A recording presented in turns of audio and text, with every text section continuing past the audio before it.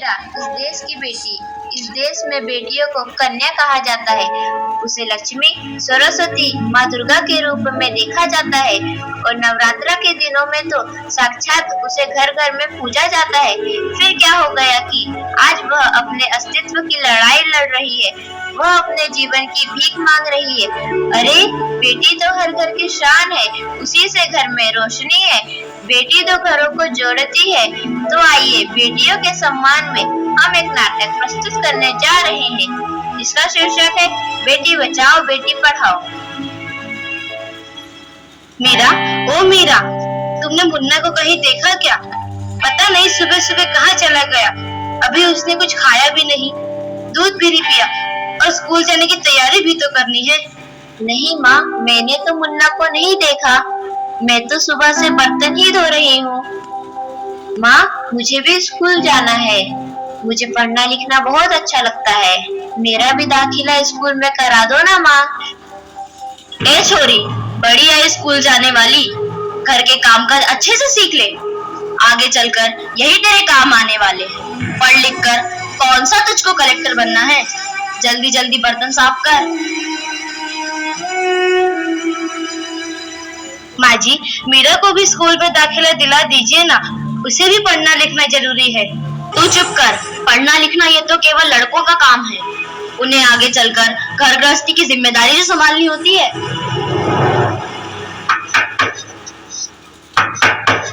अरे क्या हो रहा है?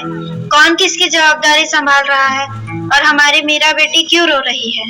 देखिए ना डॉक्टर दीदी, दादी मुझे स्कूल ही जाने नहीं देती। कहती है तुझे पढ़ लिख कर क्या करना है, आगे चल के चूल्हा चौका ही तो संभालना है। अरे यह तो बहुत गलत बात है माँ जी। क्या आपको नहीं लगता कि हम बेटियां भी पढ़ लिख कर आगे बढ़े? आज समाज बहुत आगे बढ़ गया है माँ जी। आप किस दुनिया की बात कर रही हैं? हम 21वीं सदी में जी रहे हैं। मैं आज ही टीचर दीदी से बात कर मीरा का दाखिला स्कूल में कराती हूँ।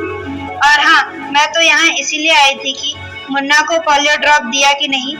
जगह जगह इसके कैंप लगे हैं। अच्छा हुआ बहन जी आप आ गए। अब मुन्ना को पोलियो ड्रॉप भी दे देंगे और मैं इसे स्कूल भी पहुँचा दूंगी। अच्छा मीरा, अब तुम रोना नहीं, तुम जरूर स्कूल जाओगी और एक दिन पढ़ लिख कर मेरी तरह बहुत अच्छी डॉक्टर बनोगी। ठीक है बेटा?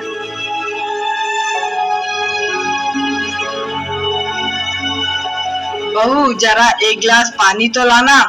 अभी लाई बाबूजी। ये लीजिए बाबूजी। अरे ये देखो, अखबार में प्यारी बेटी के बारे में कितनी सुंदर कविता आई है। आओ मैं तुम्हें यह कविता पढ़कर सुनाता हूँ। कहती बेटी बाह पसार, मुझे चाहिए प्यार दुलार। बेटी की अनदेखी क्यों करता है निष्ठुर संसार। सोचो जरा हमारे बिन बसा सकोगे घर परिवार। गर्भ से लेकर यौवन तक मुझ पर लटक रही तलवार। मेरी व्यथा वेदना का अब हो स्थायी उपचार। जब माँ ही जग में न होगी तो तुम जन्म किससे पाओगे। जब बहन न होगी घर आंगन में तो किससे रूठोगे, किसे मनाओगे। जब दादी नानी न होगी तो तुम्हें कहानी कौन सुनाएगा। जब कोई स्वप्न सुंदरी ही न होगी तो तुम किससे ब्याह रचाओगे। जब घर में बेटी ही न होगी तो तुम किस पर लाड लुटाओगे। जिस दुनिया में स्त्री ही न होगी उस दुनिया में कैसे रह पाओगे। जब तेरे घर में बहू ही न होगी तो कैसे वंश आगे बढ़ाओगे। नारी के बिन जग सुना है, तुम ये बात कब समझ पाओगे। हाँ तो भाग्यवान, कैसी लगी यह कविता, है ना मजेदार? काहे की मजेदार कविता मुझे नहीं आई पसंद। अरे कोई घर में है क्या? आइए आइए टीचर दीदी, हम आप ही का इंतजार कर रहे थे। हाँ जरा मैं कुछ दिनों के लिए बाहर चली गई थी, इसलिए यहाँ नहीं आ पाई। डॉक्टर बहन जी कह रही थी आपने मीरा का अभी तक दाखिला नहीं कराया। ये तो बहुत होनहार छात्रा है, हमेशा अच्छे अंक लेके उत्तीर्ण होती है। हाँ मैं भी तो यही चाहती हूँ कि मीरा स्कूल जाए, खूब पढ़े, और मेरी यहाँ सुनता कौन है। हाँ हाँ खूब पढ़ाओ लड़की को और बाहर भेजो। जब कुछ गलत सलत हो जाएगा ना तो मुंह छुपाने की भी जगह नहीं मिलेगी।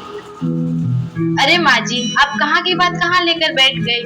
मीरा को 10वीं तक तो पढ़ाई पूरी कर लेने दीजिए, आगे की पढ़ाई के बारे में बाद में सोचेंगे।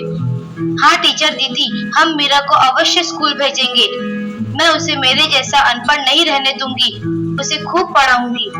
कल मीरा को तैयार रखना, मैं उसे लेने आऊंगी। क्यों दादाजी, सही कहा ना मैंने? हाँ हाँ बेटा, बिल्कुल सही कहा। मैं तो कब से कह रहा हूँ कि मीरा को भी स्कूल जाने दो। प्रणाम दादाजी। प्रणाम बेटा।